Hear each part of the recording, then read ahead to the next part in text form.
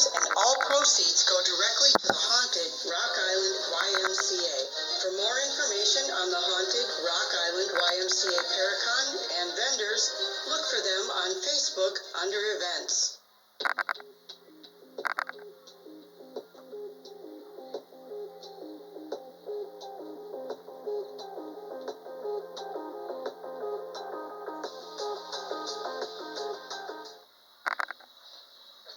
Oh, I like that. Oh my God, that's a Pekingese.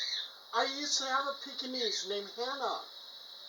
Yeah, I have a Pekingese. Her name's Busy. Oh my God, she is so. Paranormal people. Yeah, Hannah passed away.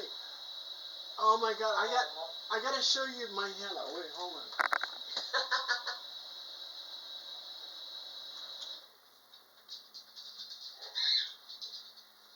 I got a picture of her. Oh my God. Oh, looky here, Fizz. Oh my God. And then that's Hypey. Oh my, and he passed away too. I have 2 dogs now, and they're so cute. One's a Ayrshire, which is 1/2 Australian Terrier, 1/2 Yorkshire Terrier, and his name is Story.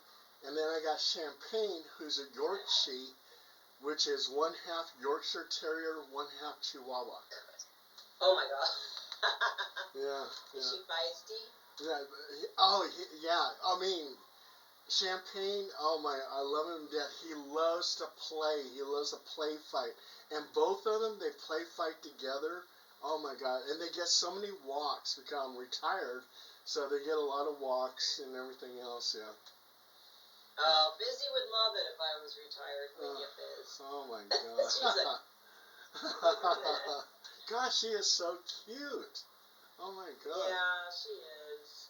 And she you know, is. and here's the funny thing is too, Hypey and Hannah are both buried in my backyard, and I swear I've seen their spirits in this house. Oh, I believe it. Yeah. Yeah, I totally have.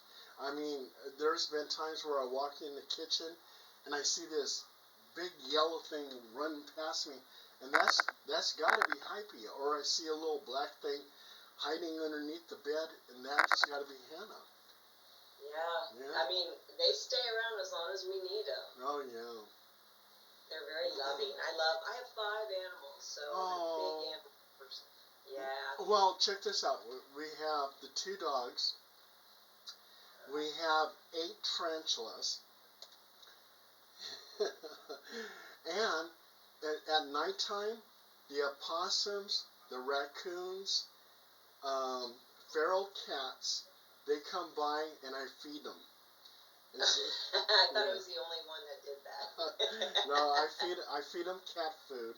And in the daytime, peanut butter sandwiches for the squirrels. Oh my gosh. Oh, yeah. You're worse than I am. Yep, squirrels in the daytime, opossums, raccoons, and sometimes wood rats come by too. So. Oh yeah. No, they're cute. Yeah, they are.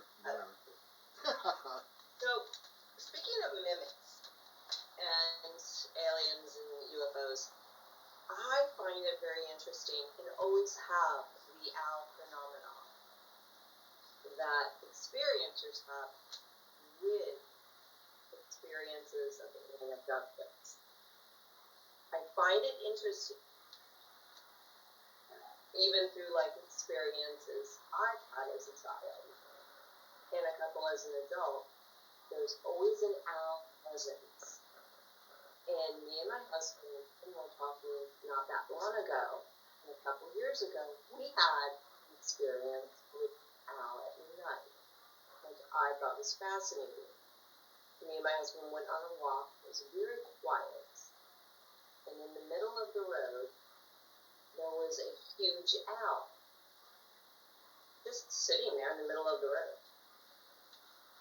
And we were talking about it because I have a thing for birds. I have 2 exotic birds, and I love owls. And we don't remember part of our walk at the same fascinating.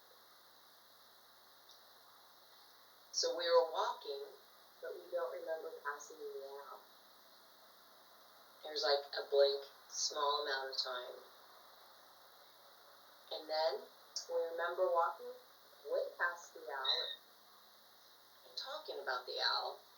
And then we forgot about it by the time we got home. And it's not like a spectacular story, but it's an odd one that we both don't remember a section at the same time. DeeDee, that's amazing because a lot of alien abductees, they have talked about where they see an owl. Like in one case, and I think that it happened in, I believe it was Ohio. This family kept on seeing owls peering through their windows. And as they kept on looking, I think it was the third night, as they were looking at these owls peering through their windows, those owl faces all of a sudden morphed into a gray alien looking at them with the big black eyes, oval eyes, and everything else. Yeah, and they had a situation with some missing time too, but they were being observed by extraterrestrials that had looked like owls. So your story is very fascinating. I mean, I believe maybe something happened with you and your husband because you were experiencing something like that. Yeah, it was really interesting because we didn't think about it for probably about a year. It's been like a year, and our friend was over one night and we were talking about, my home conversation is always something like UFOs, paranormal. We sit down and discuss things. And we looked at each other and we're like, do you remember walking past the owl? And we were like, no, that section's completely gone. So we found that fascinating, a little bit disturbing.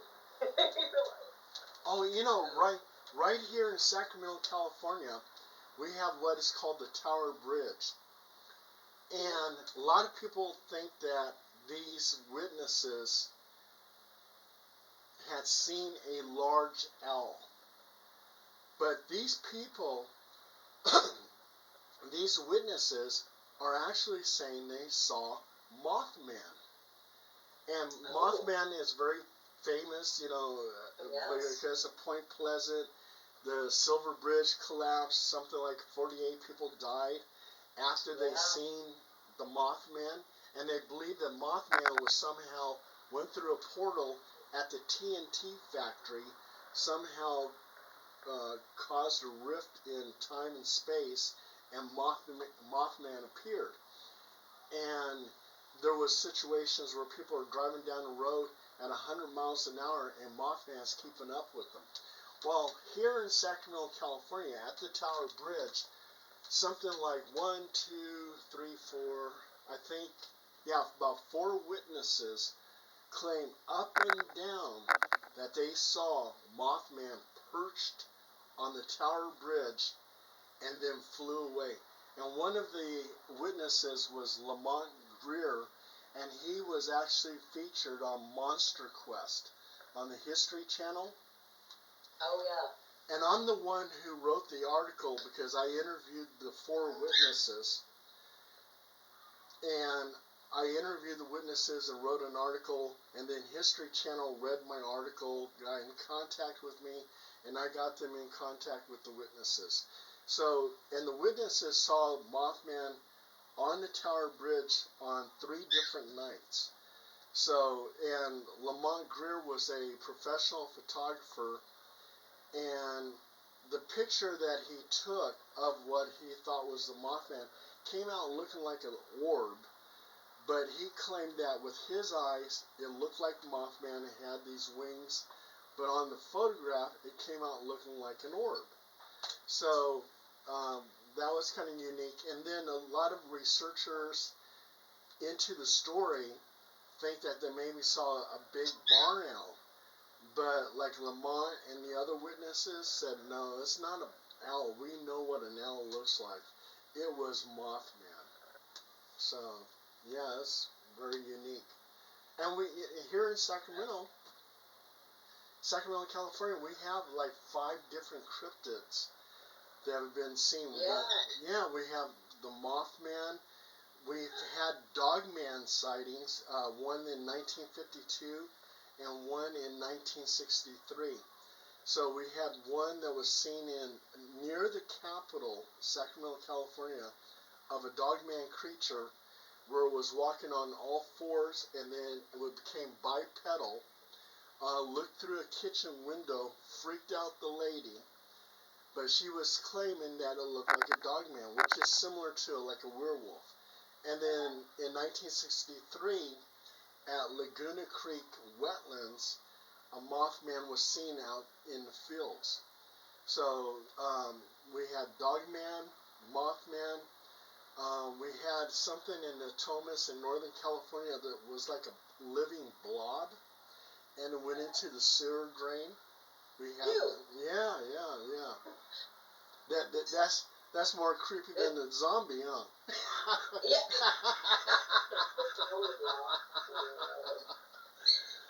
Oh my God. Yeah. So yeah, we have 5. I'm trying to think of it. Oh yeah, this one not too creepy. Again, the Laguna Creek wetlands. People were seeing a giant salamander. So I wrote an article about it. I went out there to investigate. I never saw the giant salamander. But as I wrote the article, I got contacted by 2 UC Davis students. And they said, Paul, please don't publish our names, but we're the ones who released the salamander into the wetlands. And the reason why they did that, because UC Davis was going to terminate the life of that giant salamander, and they didn't want to see him die. So they actually released him. They said, please don't publish our names. And I said, okay, I won't, and everything else. So yeah, so that's how the giant salamander, which became a cryptid, because it was like an unknown creature out there. And then, how big is the salamander supposed to be? It was like, if I would say maybe about 5 or 6 feet, almost. Yeah. But in the wetlands, there's a lot of bushes out there for to hide in. So yeah. And then the other one was called the wet lash, and it was a water elemental, and that was seen at Garcia Bend by the Sacramento River.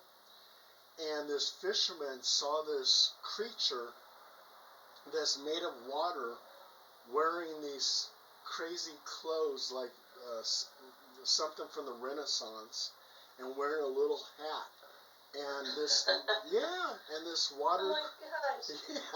this water creature, water elemental, actually caught a fish and then went back into the water. And oh yeah, there's another cryptid I forgot. In the Sacramento River, also 2 people have seen river serpents. These, oh my gosh. Yeah, long snake type things. Yeah. And along the Sacramento bank, other people too have said that they've seen large salamanders. So I don't know what that situation is. I never really looked into it.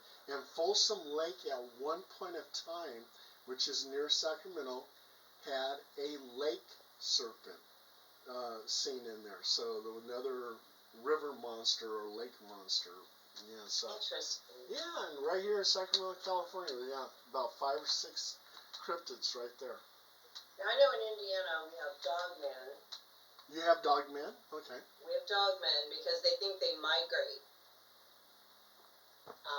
from here down south, from my understanding. We have Bigfoot, several sightings, of course, and quite a few UFO sightings, from my understanding, in some areas. So I'm not quite sure if we have anything else, but I believe those are the major ones in this area. I went, my investigation in Mount Shasta. Okay, here's a very mystical mountain. They say the last of the Lemurians live in caverns in Mount Shasta. UFOs are seen coming and going, sometimes going right into the mountain and disappearing, coming out of the mountain. Military aircraft sometimes going into the mountain, so I don't know if they're in cahoots with the aliens. Bigfoot is seen. Ghosts are seen because they actually had a massacre where settlers were fighting with the Native Americans, and so you had spirits of those deceased warriors out by Mount Shasta. And they say don't go above the tree line because it's very cursed at Mount Shasta. And what is... Yeah, I've heard that. Yeah, and David Paulides, Missing 411, he talks about 2 Mount Shasta cases. One case was where 3 experienced hikers are going above the tree line, and it's a snowy embankment, so you can see the footsteps going past the tree line, and the lead person, just like that, vanishes. He didn't fall into the mountain. He didn't go up in the sky. Well, maybe he did. But somehow he mysteriously... They should have seen his footprints going some other direction. Oh. Excuse me. Oh, okay.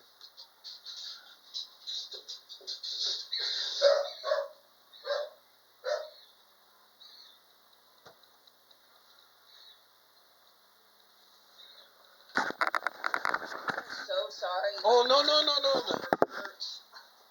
onto the floor. No. Hey, those things happen. Those things happen. Oh my gosh. I'm so sorry. I thought it was a poltergeist. Now this video is going to go viral. You had a poltergeist during the interview. I was like, what is going on, DeeDee? Oh my God. I was so into your story, they disappeared. Okay, keep going.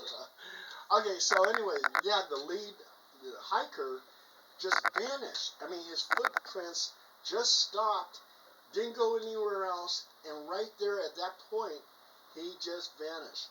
Where did he go? They never found him. They had search parties out there. Just gone. And then another missing person was a little boy. Somehow he got disoriented from his family, and they were hiking together, and he just vanished. And later on, a couple days later, they found his shoes at that location where he vanished at, but they found the little boy 35 miles from where they were hiking at. And the 35 miles from where he was discovered, there was a lot of jagged rocks. How could you walk 35 miles without any shoes, being a little boy with tender feet, walking on jagged rocks and being located 35 miles from the original point? And they asked him, they said, where did you go? How did you get up here? And he said that his grandmother was watching over him. But his grandmother, he said, was a robot. Yeah, so somehow, Wow. yeah. So, I mean, That's Mount Shasta is a weird place. Like, when I investigated Mount Shasta, we did a Bigfoot hunt. So I took a piece of wood and hit a tree 3 times. 1, 2, 3. Trying to communicate with Bigfoot. Then all of a sudden, in the creek behind me, I hear a rock fall into the creek 3 times. I believe this Bigfoot responded to me by throwing a rock into the creek 3 times, because I hit wood on wood 3 times. I mean, a bear doesn't have hands to throw a rock. it had to be Bigfoot. And there was nobody around except my investigators who were next to me, and if they threw the rock, I would have known about it. And the very next day at Mount Shasta,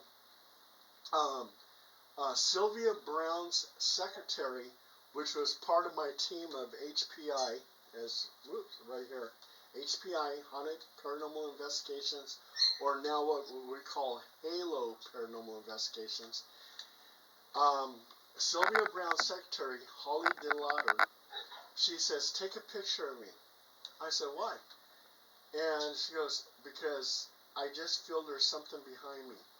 So I snap a photo, and right behind her is a disc, and it's tilted like this, and it's right behind her. And I couldn't see it with my naked eye, but yet she knew somehow there was a UFO behind her. And that picture went viral and wound up in Timothy Beckley's book, the late Timothy Beckley. So Mount Shasta was a really interesting experience. And it's a dangerous place to go to because you could wind up missing. And they just don't know where these people are go, do they? Well, except for the little boy who saw, there we go with the mimics again, where this entity that looked like his grandmother happened to be a robot. He said it was a robot that looked like his grandma. Huh. So we get right there again. We have a mimic story, another mimic story. I just think that the whole mimic idea is really fascinating. Oh yeah, because to deceive us, they must look like us. Right. Yeah. They're smart. Yeah. They're trapping us, apparently. Mm-hmm. Oh my gosh. So, Paul, are you writing another book? Oh, absolutely. What you writing? I'll just keep on writing stories till the stories run out. I don't think stories will ever run out. But what I do is, like the book I'm working on now, has stories about my investigations. It has stories of where people call me and tell me their story. And if it's an interesting story, I mean, I get, all kinds of phone calls. So I'll get a phone call where someone says, yeah, I got a ghost in my house. I chased it out of the house with a broom. Okay, I'm not interested. I've heard enough of those. I've heard enough of those ghost stories. Okay, it just doesn't pop my bubble. Okay, but then if someone calls me and they said, Paul, I saw a UFO and I think I was followed by the Men in Black. Okay, now you got my attention. I'm over here, what? Huh? What's your name? Can I put this in my book? So I put people with interesting paranormal stories into my book. But if the story is something very common, like you got a ghost in your broom closet, I don't really care. I was like, okay, are we done yet? Okay. But but if something's looking in your window. Oh yeah, there you go. What? It looked like an owl? What? Now you got my attention. So certain stories get my attention, and those stories I will write an article about, and I'll put it into my book. Right now, I'm working for Phenomena magazine out of England. I'm working for Paranormal Underground magazine. I'm working for Outer Limits magazine, and I work for Costa Rica Times, producing various articles on the paranormal. So that keeps me busy. The books keep me busy, and yes, I'm right now still working on a book, and it takes me usually about 2 months to publish one, and I usually publish after 50 pages. So after 50 pages, I publish. So I try to keep the cost down on the book, so when people order books and stuff. Sure. Yeah, so, I don't want to, take a dent out of their wallet, so. And you can find Dale's books on Amazon, right, Dale? Yeah. Also, too, very simple. Is just by Googling Paul Dale Roberts books, and you're going to see them. Or use Bing, which has AI-powered artificial intelligence. Paul Dale Roberts books. Bam!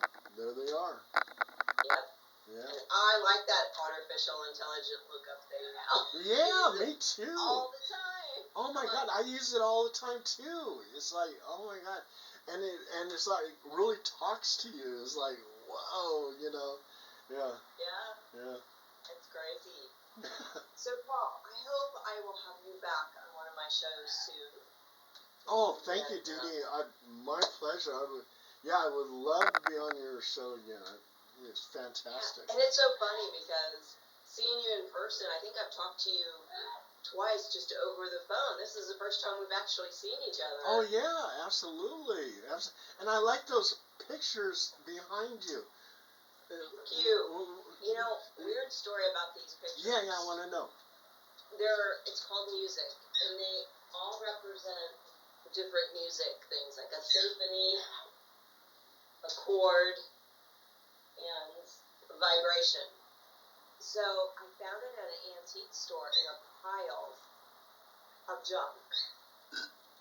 And for some reason, You found those in the antique store? Those pictures? These are antique pictures, yeah. Wow. Okay, I'm sorry. Go ahead. Yeah, it's from the 1900s, and I went through all the junk, and I saw it, I picked it up like this, and I asked the guy, I go, how much are these? He's like, $40. I'm like, here. Oh my God. Yeah, I had to have them. I couldn't leave it there. God. I came home and cleaned it up. It was in somebody's Victorian house, he said, for years.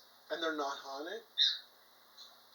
You know, I have my suspicions, but I have a lot of antiques, and before they enter the house, they get smudged. But for a while, I think there was something small attached to it. Nothing bad. But I really enjoy having the girls behind me. Oh my God. And I gotta ask you too, what's on your t-shirt? Oh, it's the Man in the Moon. Oh. Okay. And then my t-shirt, I have, can you read that? The Demon Warrior. Yeah. I love it. Yeah. That's my nickname. That's my nickname because a lot of my cases are demonic. And I do Roman Catholic house blessings.